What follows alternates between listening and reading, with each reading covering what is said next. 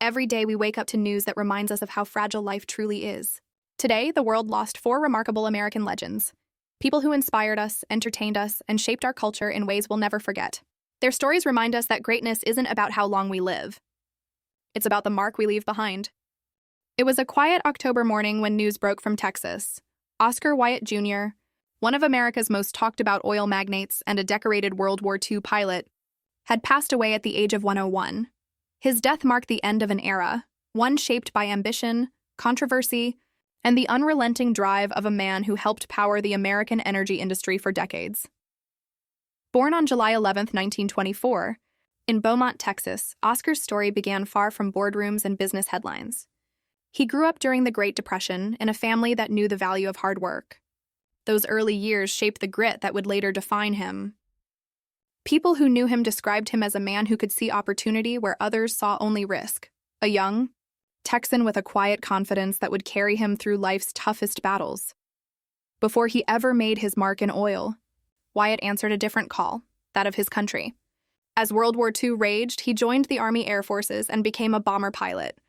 Friends from his early military days often said that his discipline and courage in the cockpit mirrored the same fearlessness he would later show in business. For his service, he received honors that he rarely spoke of publicly. To him, serving was a duty, not a spotlight. After returning home, the post-war America he stepped into was full of possibilities. In 1955, Wyatt founded the Coastal Corporation, a company that started small but quickly grew into one of the largest independent energy firms in the country. From oil refining to gas pipelines, Coastal became a major force under his leadership. By the 1980s, Wyatt had turned it into a billion-dollar empire, employing tens of thousands and influencing the direction of U.S. energy policy. Those who worked with him called him the Maverick of oil. He was known to be tough, direct, and fiercely loyal to his employees. In interviews, he often said, "I never forgot where I came from. I built this company from the ground up, and I'll never apologize for being bold." That boldness made him both admired and criticized, depending on which side of the table you stood. But his story wasn't without turbulence. In 2007, Wyatt faced one of the hardest chapters of his public life when he was tried in a U.S. federal court for allegedly making illegal payments to Iraq under the Oil for Food program. The case became front-page news, casting a shadow over his long career. To many, he remained a symbol of how closely the worlds of business and politics can intertwine. Yet even during the trial, supporters stood by him, describing him as a patriot who always did what he believed was right for American interests. After years in the public eye, Wyatt eventually stepped away from the corporate world. He spent his later years in Texas, away from the spotlight, surrounded by family and the land he loved. Despite the controversies, he remained deeply respected in Houston's business circles, a man whose ambition had reshaped the energy industry. Following the news of his passing, tributes poured in from across the country. Former employees, friends, and even critics shared reflections on the man who had never done anything halfway. Oscar wasn't afraid of the hard road, one longtime associate wrote. He took on challenges that others wouldn't touch, and he always stood by his people. On social media, one tribute captured the emotion many felt. He was complicated, yes, but that's what made him real. Texas built him, war tested him, and business made him a legend. His passing brought back memories of a generation of entrepreneurs who built America's modern economy with little more than instinct and determination. Wyatt represented that rare mix of soldier and businessman, a man who could command both a cockpit and a corporation with equal confidence. His wife, Lynn, a well-known Houston philanthropist and socialite, shared a short message after his death. Oscar lived every day with purpose. He was strong, brave, and endlessly curious. He loved this country, and he loved our family more than anything. In many ways, his story is the story of America itself, one of reinvention, ambition, and resilience. From a small-town boy in Depression-era Texas to a powerful voice in global oil, his journey reflected the shifting tides of a nation constantly moving forward. In his final years, friends say he often spoke about time, how quickly it passes and how little of it we truly own. "Life is measured," he once told a reporter. "You can't take the oil, the money, or the headlines with you. What lasts is what you build for others." That philosophy, perhaps, is the legacy he leaves behind. Despite the controversy, despite the criticism, Oscar Wyatt Jr. stood as proof that the American dream is never a straight line. It's a road paved with risk, courage, and conviction. Today, as Texas sunsets glow over the quiet fields where oil once flowed, his name remains etched in the story of American enterprise. He will be remembered not just as a businessman, but as a symbol of the relentless spirit that built this country. A man who chased opportunity with courage, stood firm in the storm, and never forgot his roots. And in that legacy, bold, complex, and deeply human, Oscar Wyatt Jr. continues to live on. It was a quiet morning in Los Angeles when the news broke. Penelope Milford, the gentle and gifted actress whose voice once filled Broadway halls and Hollywood soundstages, had passed away on October 14, 2025. She was 77 years old. Her death was confirmed by family representatives, who shared that she died peacefully, surrounded by loved ones. For many who grew up watching her, Penelope wasn't just an actress. She was a presence. Soft-spoken, graceful, and deeply human in every performance. She had that rare ability to make you believe in the person she played, to feel what she felt. Born on March 23, 1948, in St. Louis, Missouri, Penelope's love for acting began early. As a child, she would stage little plays in her living room, turning every piece of furniture into a prop. By her teenage years, she knew this was more than a hobby. It was her purpose. After studying drama and moving to New York, she immersed herself in the world of theater, where her raw emotion and clear, resonant voice quickly drew attention. Her first major success came with the Broadway musical Shenandoah. Night after night, she performed with unmatched energy and conviction, earning critical praise and the respect of her peers. Those who saw her on stage remember her warmth, how her eyes seemed to tell a story even before she spoke.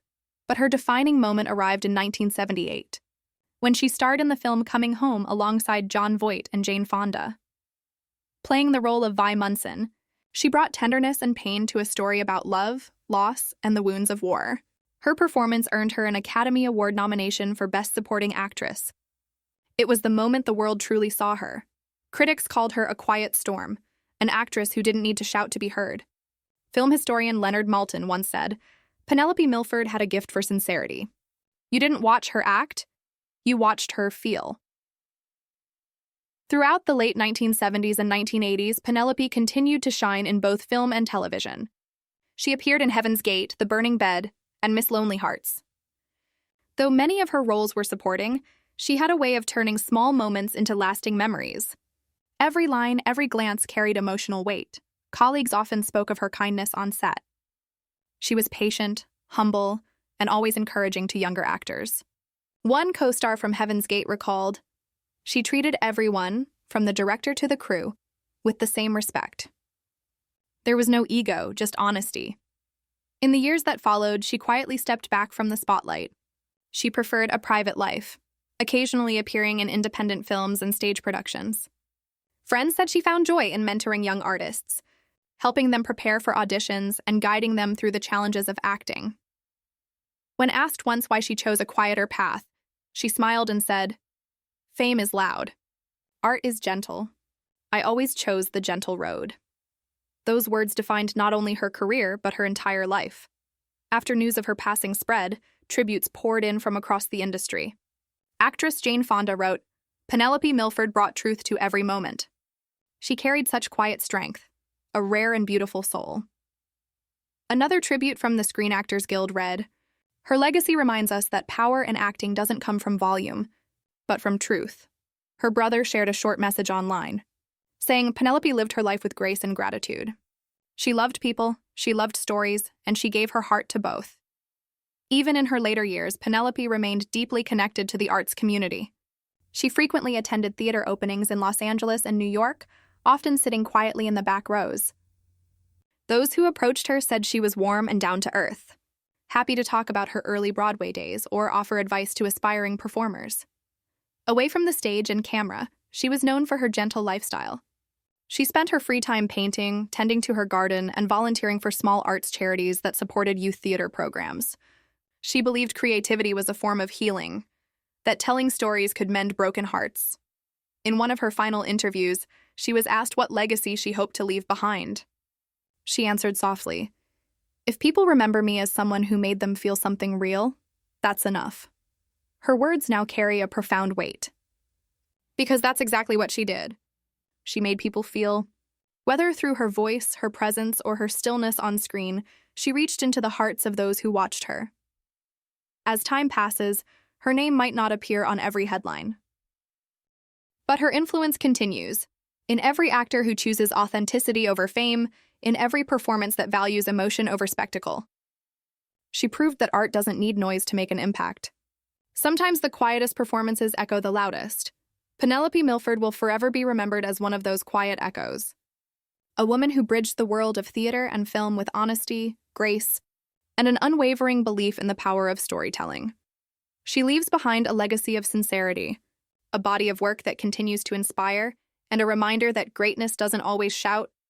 Sometimes, it simply whispers through time. As her final curtain falls, the light she carried remains. Soft, steady, and eternal. The world of journalism fell silent for a moment on October 16, 2025. The familiar voice that once greeted millions of listeners every morning was gone. Susan Stamberg, a pioneer of American radio and one of the founding voices of National Public Radio, passed away peacefully at the age of 87. Her death marked the end of an era, a farewell to one of broadcasting's most trusted and comforting presences.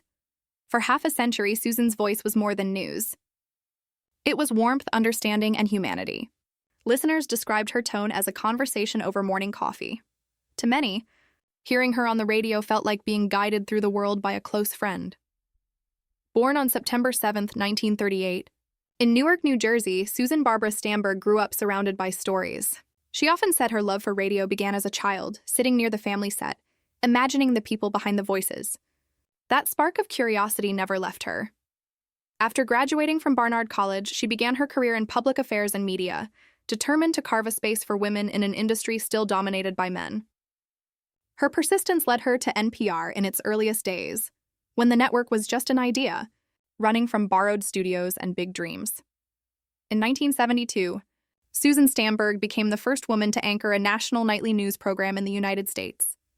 That milestone didn't just change her life, it changed the future of broadcast journalism.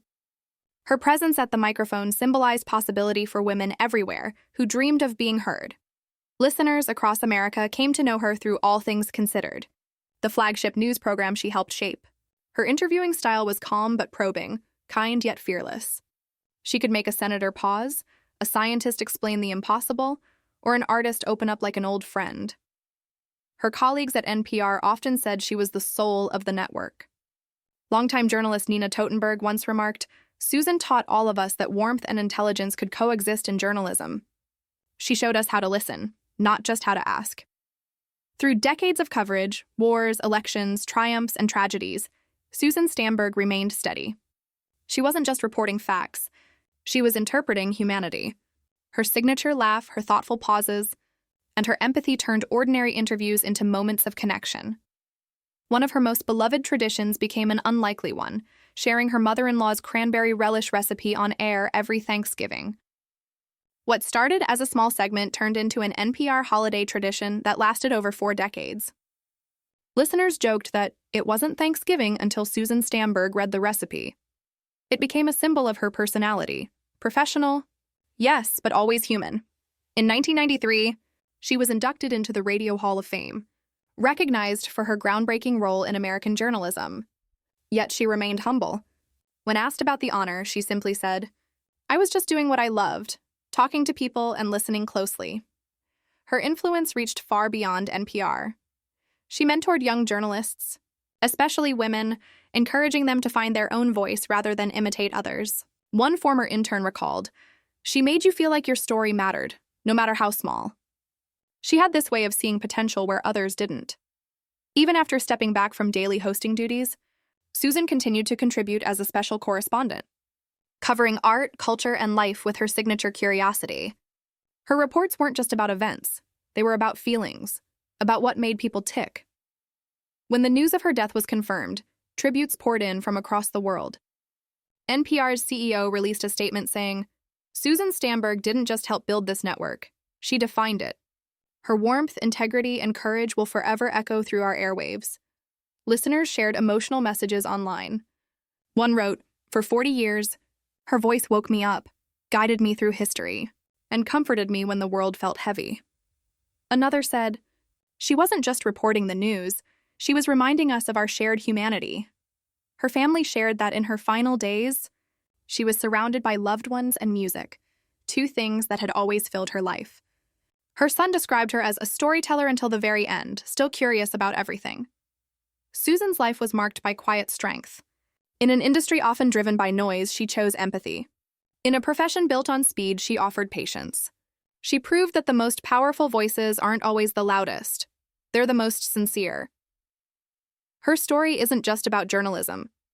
It's about connection, between people, between stories, between moments in time. Every reporter who learned to listen before asking, every broadcaster who understood the value of silence, carries a piece of her legacy. In remembering Susan Stamberg, we remember a pioneer who broke barriers without ever breaking her gentle spirit. She opened doors for others, but more importantly, she opened hearts. Her microphone may be silent now, but her voice remains in recordings, in memories, and in the countless journalists she inspired.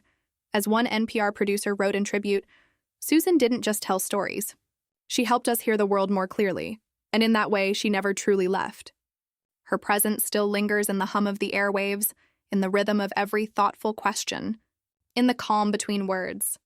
Susan Stamberg will forever be remembered as the voice of a generation, not because she spoke the loudest, but because she spoke with heart.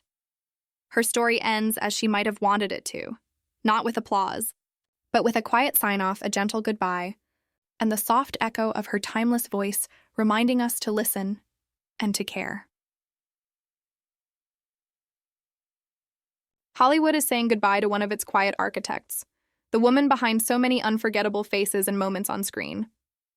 On October 12, 2025, Jackie Birch, the acclaimed casting director whose work shaped generations of film and television, passed away peacefully at the age of 74. Her death was confirmed by family members, who shared that she was surrounded by loved ones in her final moments. For decades, Jackie worked behind the curtain, far from the bright lights of fame, yet her influence reached every corner of the industry. She didn't just fill roles, she built legacies. Her decisions helped define what movie audiences came to love and who they came to remember. Born on March 25, 1951, in the United States, Jackie grew up with a fascination for storytelling. She was drawn to people, to the emotions behind their eyes and the potential in their voices. That curiosity would one day lead her into casting, a career that would change not only her life, but the entire shape of Hollywood's storytelling. Her rise began in the late 1970s, when she joined the team behind a small but ambitious film project. Within just a few years, her talent for spotting raw potential became undeniable. Jackie had what many described as a rare instinct, an ability to look past image and see truth. Then came the era that would define her. The 1980s, a time when movies were larger than life, and the faces of cinema became cultural icons. Jackie was right in the center of it all. She served as the casting director for some of the most influential films of that decade: The Breakfast Club, 16 Candles, Weird Science, and Die Hard. Each of these titles carried not only blockbuster success, but characters that became timeless. She helped choose the people who would play them. Actors who weren't just right for the part, but right for history.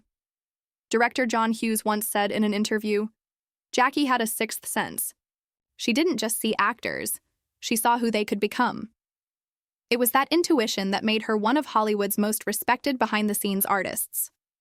Throughout her career, Jackie worked with legendary names, from Bruce Willis to Molly Ringwald, and countless others who would later say their careers began because she believed in them when no one else did. One former actor, in a heartfelt social media post, wrote, "Jackie Birch took a chance on me. That chance changed my entire life." Her colleagues often described her as direct but compassionate. She had a firm understanding of the business side of casting, but she never lost her heart for the art itself. To her, every audition was a story waiting to be told. Every young actor was a dream in progress. As the years went on, Jackie continued to evolve with the industry. From classic films to modern franchises, she remained adaptable and insightful. She worked on projects such as Coming to America, Predator, Ace Ventura, Pet Detective, and Black Panther. Her filmography reads like a timeline of Hollywood's evolution, from the golden days of practical sets to the digital age of global cinema. Despite her impressive resume, Jackie remained humble. She rarely gave interviews, preferring to let the work speak for itself. In one of her few public comments, she once said, "Casting is about believing in people before the world does." That quiet philosophy defined her entire career.